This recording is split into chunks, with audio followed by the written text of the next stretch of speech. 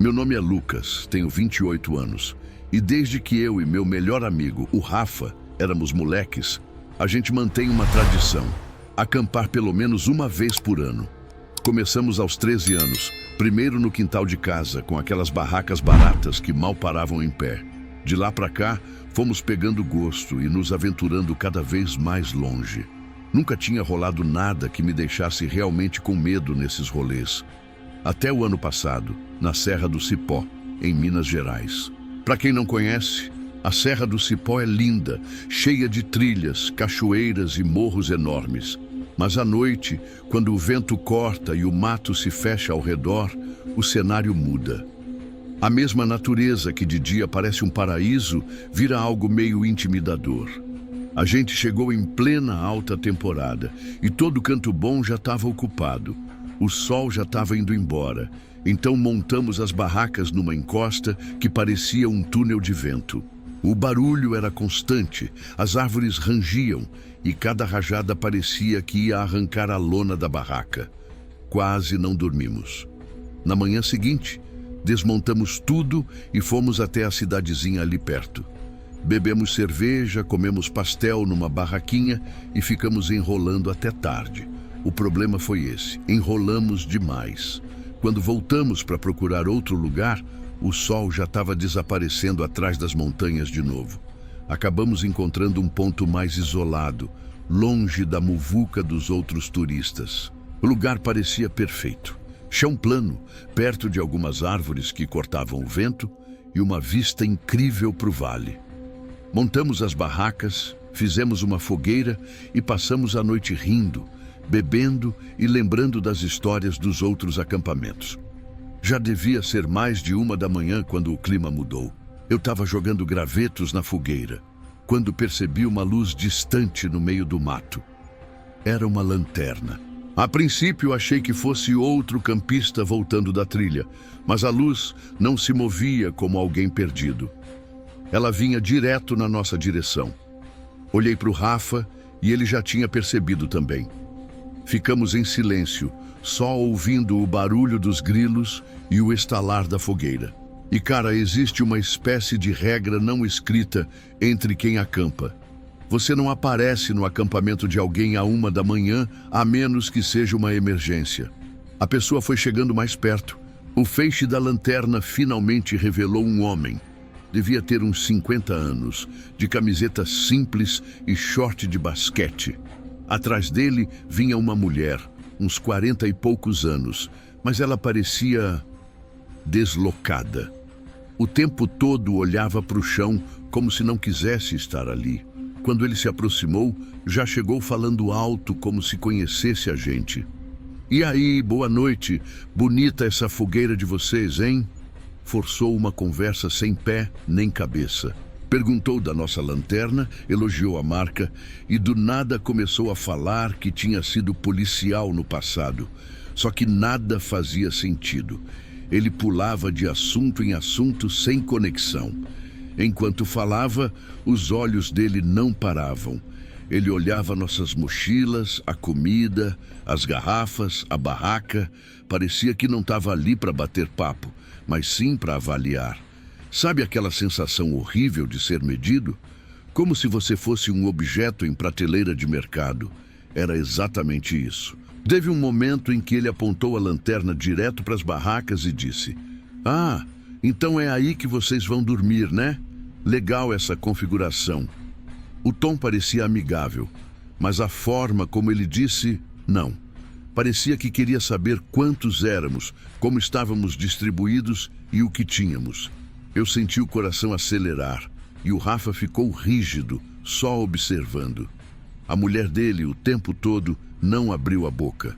Só seguia o cara, desviando o olhar da gente, quase como se tivesse vergonha ou medo.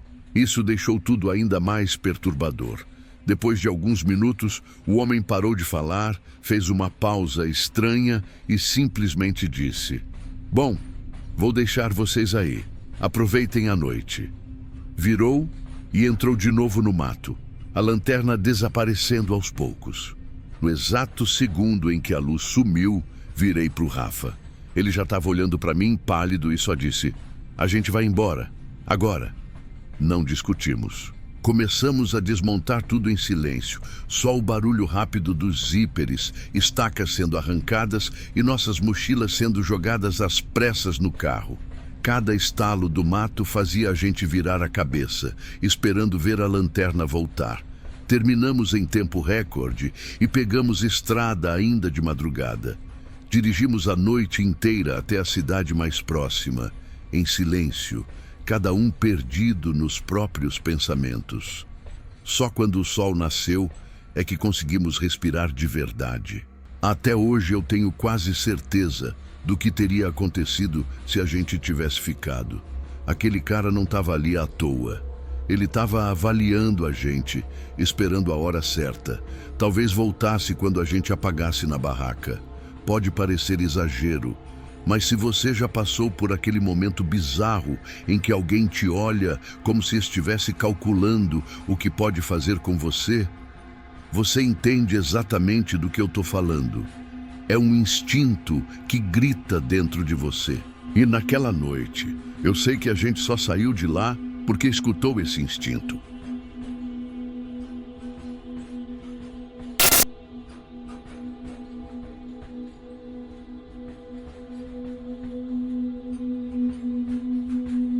Quando eu era criança, tinha algo que nunca conseguia explicar de verdade.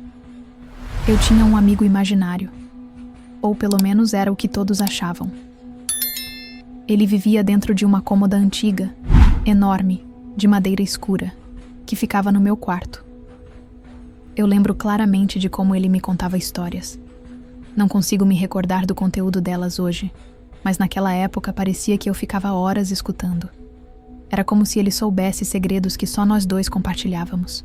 Eu o chamava de Pedro. Ou talvez Pedrinho. Algo assim. Era um nome simples, mas que ainda ecoa na minha cabeça. Um dia, com a maior inocência do mundo, falei para os meus pais sobre o Pedro. Minha mãe já sabia dessas minhas fantasias, mas meu pai viajava muito a trabalho, então não estava por dentro. Quando contei, ele apenas me perguntou como era esse tal amigo. Eu descrevi e até desenhei. Foi nesse momento que percebi algo estranho. Meu pai ficou branco. Ele não disse nada na hora, mas parecia apavorado. No dia seguinte, sem dar maiores explicações, ele e meu tio carregaram a cômoda para fora de casa e a queimaram inteira. Eu não entendi nada. Só anos mais tarde descobri a verdade. Meu tio, quando era criança, também tinha tido um amigo imaginário dentro daquela mesma cômoda. O mesmo nome, o mesmo jeito de aparecer. Só que, no caso dele, as coisas foram bem piores. Depois de algumas semanas brincando com o tal Pedro, ele começou a ter pesadelos horríveis. Sonhava com mãos enormes tentando puxá-lo para dentro da cômoda. Passava noites acordado, chorando, e chegou ao ponto de não conseguir mais dormir sozinho. Foi só quando meus avós mudaram ele de quarto que as coisas melhoraram. O quarto onde ficava a cômoda foi transformado em uma pequena sala de estar. Ninguém mais dormiu ali. Até que décadas depois, meu pai comprou a casa da família. E eu acabei ficando exatamente naquele quarto. Agora, tem alguns detalhes que sempre me deixam inquieta quando penso nisso. A cômoda não era qualquer móvel. Era uma peça antiga que tinha pertencido ao meu bisavô. E pelo que dizem, ele sempre foi um homem estranho. As histórias de família falavam de rituais, de manias sombrias, mas todo mundo tratava como exagero. Quando eu desenhei o Pedro, não parecia com nenhuma criança. Ele era pequeno, do tamanho de uma criança, mas a aparência... Eu me lembro dele como um velhinho minúsculo. O rosto enrugado, expressão estranha. As mãos eram desproporcionais, dedos longos e finos, quase grotescos. Até hoje, quando desenho pessoas, as mãos sempre saem maiores do que deveriam, como reflexo daquela lembrança. Ele tinha um cheiro muito específico. Madeira antiga, naftalina, roupa guardada há décadas e um fundo de mofo úmido. Quando sinto esse cheiro em algum lugar, imediatamente lembro dele. Depois que queimaram a cômoda, Nunca mais ouvi falar do Pedro. Mas a lembrança ficou. Eu ainda vejo a cena do meu pai me encarando com medo genuíno quando falei o nome dele. Nunca vi meu pai daquele jeito. Ele nunca quis conversar sobre isso depois. Sempre desconversava, mudava de assunto. E quanto ao meu tio, já faz mais de 14 anos que não nos vemos. Ele mora longe, em outro país. Sei que luta contra a depressão e alcoolismo, e por isso nunca tive coragem de puxar esse assunto com ele. Tenho medo de reabrir uma ferida, mas às vezes eu me pego pensando: e se o Pedro ainda está em algum lugar? Não na cômoda, mas preso a algo que veio com ela. Talvez o cheiro, talvez a memória, talvez até comigo. Eu não sei, mas o que me assusta mesmo é lembrar que tanto eu quanto meu tio vimos a mesma coisa, no mesmo lugar, com o mesmo nome. E me pergunto: se tivéssemos deixado a cômoda lá, será que ele teria voltado?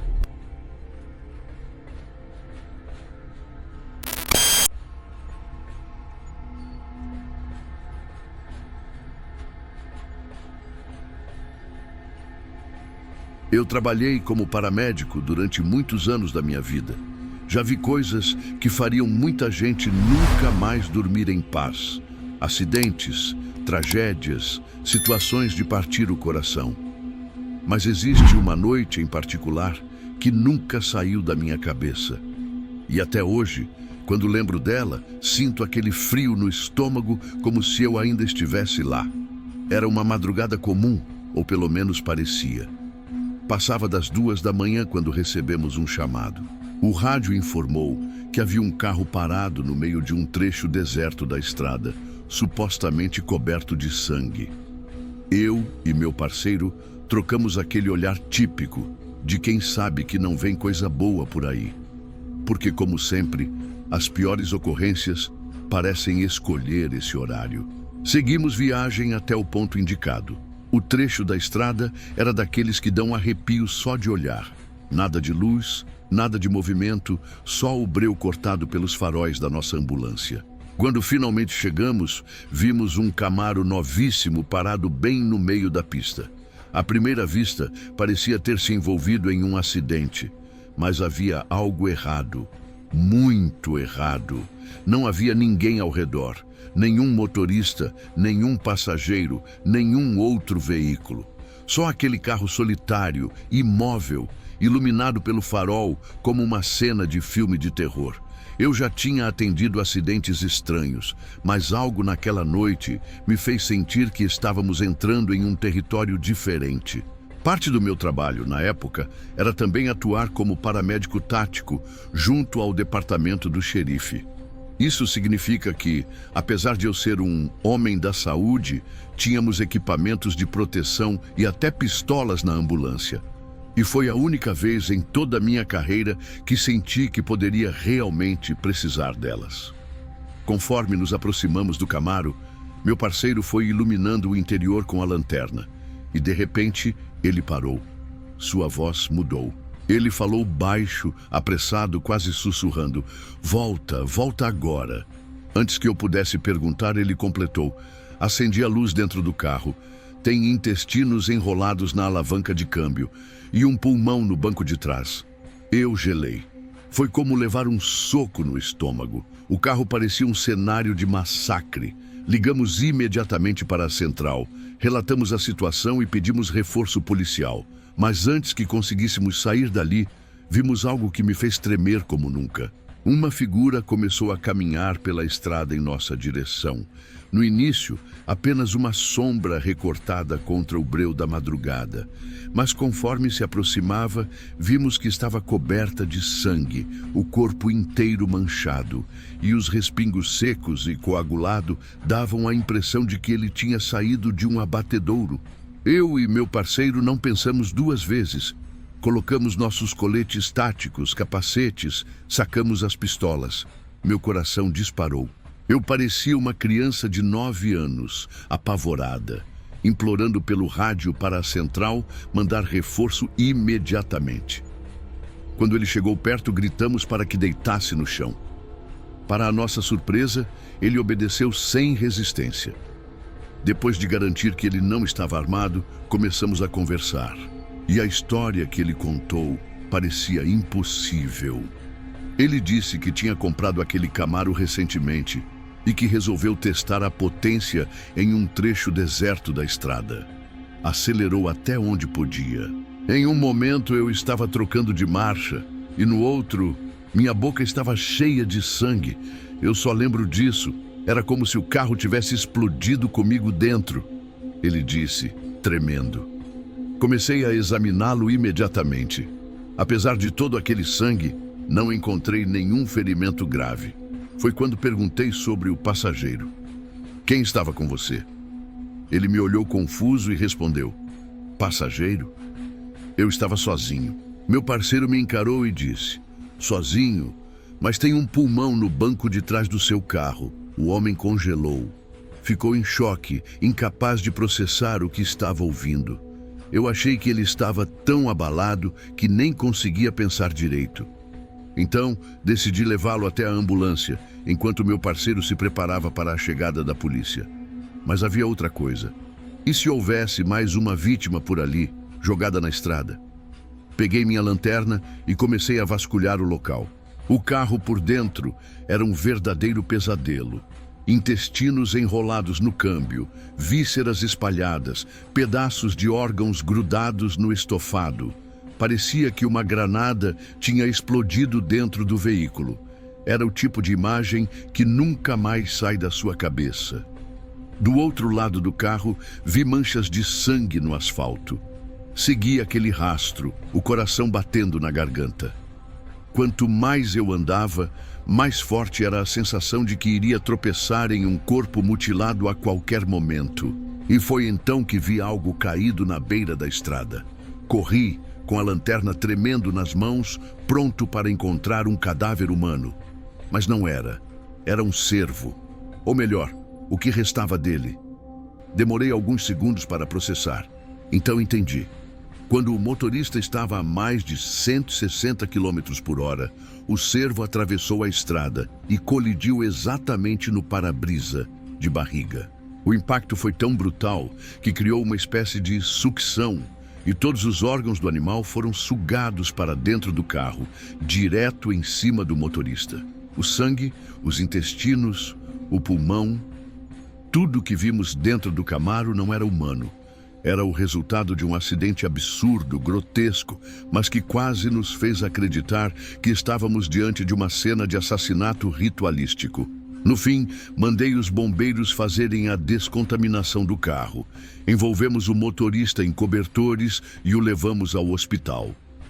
Ele não tinha ferimentos sérios, mas a lembrança daquela noite certamente o perseguiu tanto quanto a mim.